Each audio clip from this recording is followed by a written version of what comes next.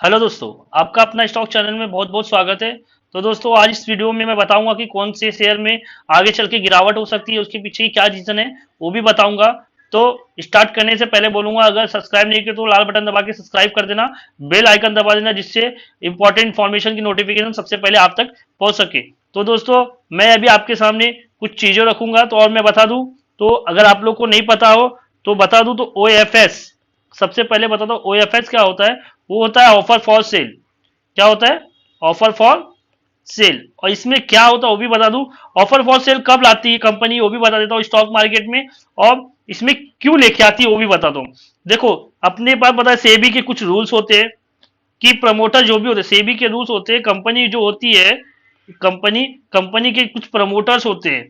Promoter के पास उनका rule है कि तुम जब भी अपनी कंपनी रजिस्टर्ड किए हो या NSE पे, नेशनल स्टॉक एक्सचेंज पे, तो आपको 3 साल के अंदर आपकी जो भी शेयर होल्डिंग पैटर्न के अंदर जो भी हिस्सेदारी होती है वो मैक्सिमम 75% होनी चाहिए। अगर किसी प्रमोटर की होल्डिंग अगर 70 मोर देन 75% है, मतलब इससे ज्यादा है, तो उनको 3 साल के अंदर क्या करना पड़ता है, कम करके उसको 75% पे फिक्स करना पड़ता है। इसके लिए क्या करती कंपनी, अगर ज्यादा है तो क्या करती कंपनी, क्या करती है, OFS लाती है, ऑफर फॉर सेल। तो जितना परसेंट ज्यादा है, जितना उसको सेल करना है, तो OFS के थ्रू उतना परसेंट ऑफ जो भी स्टॉक होता है, उस स्टेक होता है अपना, सेल कर देती है इधर मार्केट में। तो अब इसमें जैसे रिटेल इन्वेस्टर होते हैं, बड़े बड़े म्यूचुअल फंड वाले होते हैं, वो सब क्या करते हैं, खरीदते हैं।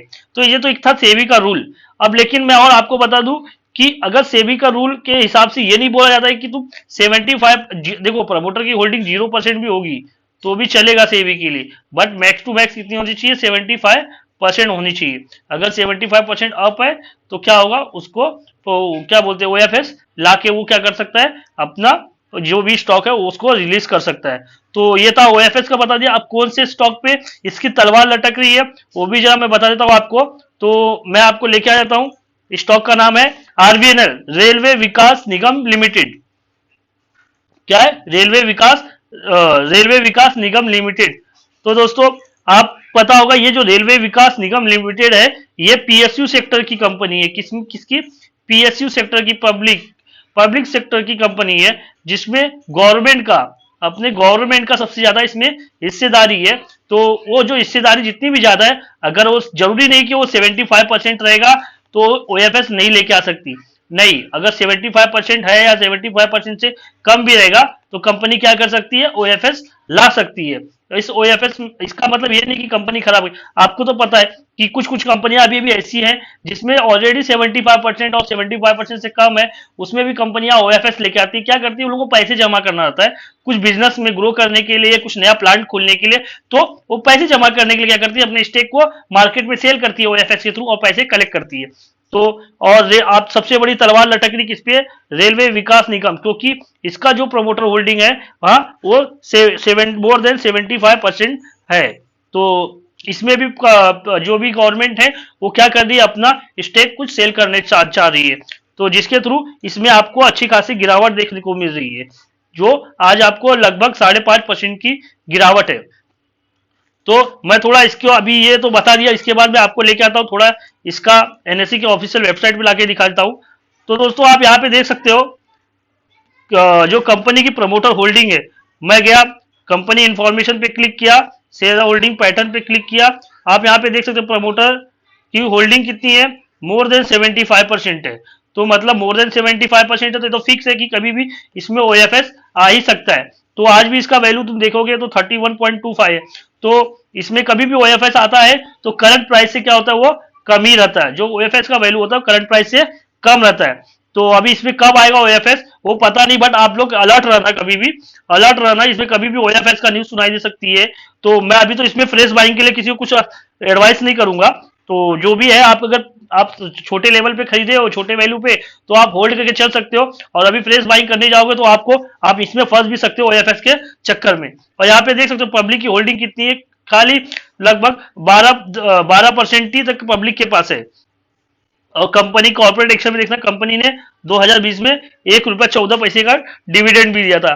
ये तो था आरवीएनएल, रेलवे विकास निगम लिमिटेड। और उसके बाद बता दूं, ये जो है ना आरवीएनएल, ये जो मतलब रेलवे में कंस्ट्रक्शन का काम होता है, पटरी सटरी का या जो भी कंस्ट्रक्शन का काम होता है, वो क्या करता है, ये रेलवे विकास निगम लिमिटेड को मिलता है। ये उस रेलवे के कंस्ट्रक्शन रिलेटेड काम करती है। और ये तो था आपको आरवीएनएल का बता दिया। उसके बाद मैं बताता हूँ दूसरा और कौन सा एक पीएसयू सेक्टर है जो रेलवे रेलवे मतलब डिपार्टमेंट से जुड़ा हुआ है, वो उस पे भी ओएफएस की तलवार बहुत जोर शोर में लटक रही है। तो दूसरा है वो आईआरकॉन। वो कौन सा है, तो आईआरकॉन इंटरनेशनल। इसमें भी देख लो आप, अच्छा खासा आज भी थोड़ी मोड़ी गिरावट देखने को मिल रही है। इसमें भी मैं बता दूं, ये भी रेलवे सेक्टर से जुड़ी हुई कोई कंपनी है जो पीएसयू सेक्टर से बिलोंग करती है। इसमें भी कंपनी में जो भी होल्डिंग है, जो भी गवर्नमेंट की होल्डिंग है, इंडियन गवर्नमेंट बोल सकते हो, सेंट्रल गवर्नमेंट, जो भी है वो क्या है, 75% से ज्यादा है। अगर 75% से ज्यादा है तो कभी भी सेबी के रूल के हिसाब से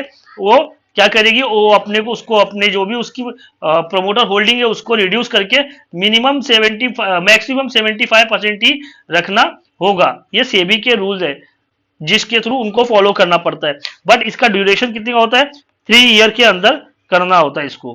अगर ये रूल है, इसके वजह से अभी मैं आपको इसके कुछ चार्ट पैटर्न के ऊपर भी दिखा दूंगा। और तो आपको पहले बता दूं, मार्केट कैपिटलाइजेशन तो देख सकते हो आप 42 बिलियन का है।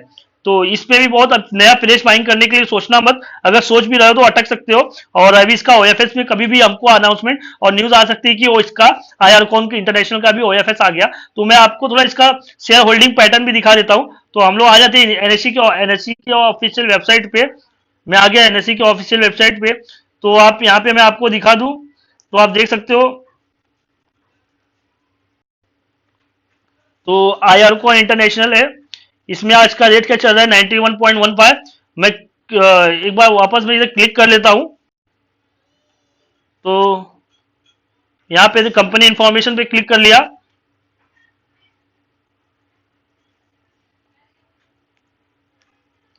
कंपनी इंफॉर्मेशन पे क्लिक करने के बाद मैं इधर शेयर होल्डिंग पैटर्न पे क्लिक कर लेता हूं।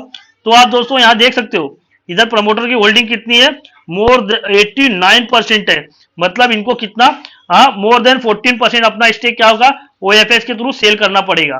तो इसमें भी फ्रेश बाइंग के लिए बहुत सोच के समझ के रहना दोस्तों, क्योंकि इसमें कभी भी तुमको लॉस हो सकता है। क्योंकि ओएफएस कभी भी आएगा तो इसका लगभग कुछ नहीं तो 80 के कम ही का आएगा, 80 रुपीज से कम का आएगा, ज्यादा ज्यादा 80 रुपीज से आएगा, 80 रुपीज से कम का ही आएगा।